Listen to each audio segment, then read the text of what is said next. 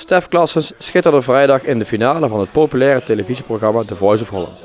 De zanger uit Veulen moest het uiteindelijk doen met een tweede plaats. Ja, ik vind het fantastisch. Het hele avontuur, dat nemen ze me sowieso niet meer af. En dat ik dan boven verwachting bij de laatste twee ben gekomen, is dat wel heel bizar. Je bent niet teleurgesteld, hè? Absoluut niet. Nee, ik heb voor mezelf gewoon gewonnen. En of ik nou die beker mee naar huis zou nemen of niet.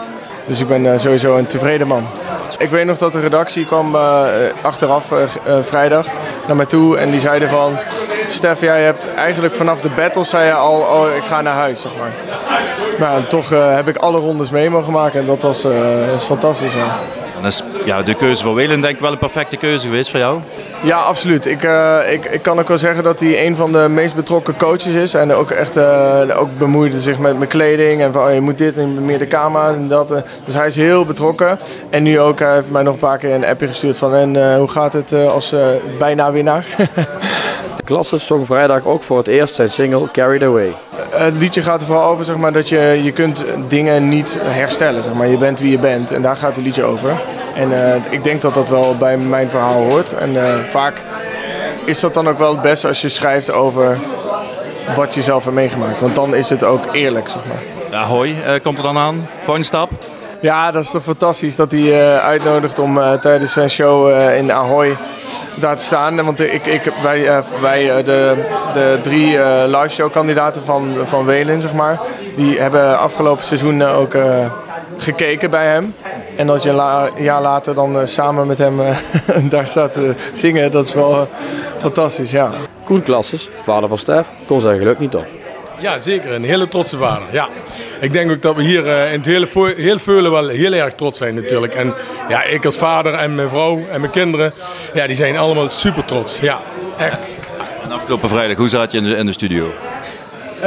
Ik zat gespannen totdat hij bij de laatste twee zat. Toen vond ik het helemaal prima. Toen wist ik dat hij zijn eigen nummer mocht zingen. En dat was echt zijn doel. En ja, dat heeft hij behaald. En ja, super. Ik weet nog dat je voor de allereerste keer wou meedoen aan de Junior Songfestival. En ik had hem nog nooit horen zingen. En hij zei van ja, ik ga meedoen. Ik heb hem opgegeven. Ik zei, maar dan moet je een liedje opnemen. Ja, we hadden hem nog nooit horen zingen. Dus ik heb hem samen mee naar de zolder, naar de repetitieruimte genomen. En daar heeft hij toen een nummer opgenomen. Samen gewoon met een cameraatje. Ja, dat was geweldig. En als je nu ziet, in 2014 was het ook nog een jongetje, vind ik. En nu is het een echte kerel. En hij heeft ook een volwassenere uitstraling, maar hij is ook volwassener. Hij kan alles wat beter relativeren en hij heeft ook echt genoten. Ook Daan Hendricks, goede vriend van Stef, is apetrots. Ja, immens trots. Ja. Trotser dan dit kan ik eigenlijk niet op hem worden, nee. Ja, vertel eens, hoe heb je het meegemaakt, zeg maar, het hele traject? Ja, voor ons was het van begin tot eind eigenlijk fantastisch en werd het beter en beter. Omdat op een gegeven moment het verwachtingspatroon was, ja, sorry dat ik het zeg, maar natuurlijk niet dat hij in de finale zou staan. Maar hoe ik zijn groei mocht ervaren in de loop van het traject, ja, dan denk je van misschien zit het er toch in en misschien zit er toch nog een ronde extra in en misschien toch nog eentje. En toen dachten we van, het begint erop te lijken en hij is gewoon zover als dat hij moet zijn. Nou ken je Stef al denk ik van de jongs af aan, je is van vrienden van vroeger uit. Heb je hem ook zelf zien groeien?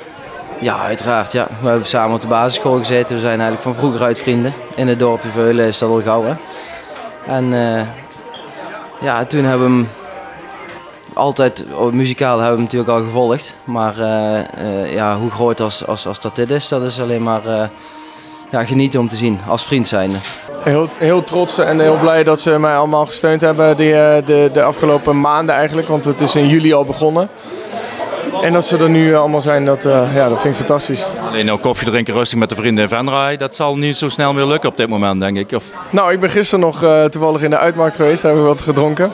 We zien hem elke week en hij maakt altijd ruimte en tijd voor zijn vrienden, nog altijd. Al is het maar voor een bakje koffie.